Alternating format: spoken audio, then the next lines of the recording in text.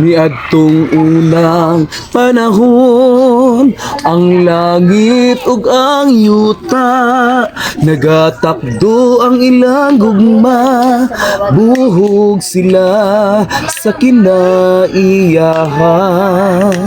Ang mga gagmayng kakahuyan sa mananap dulaanan, katinaw kasapaan sa isda languyanan, buhog sila sa kinahitasan.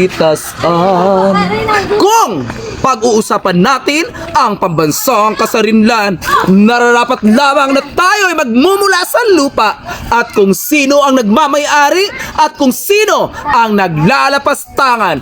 Tunghayan natin ang kasaysayan ni Lunay.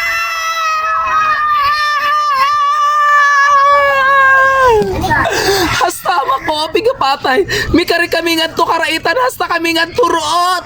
Kaya ang among kayutaan, ilang gipang ilog.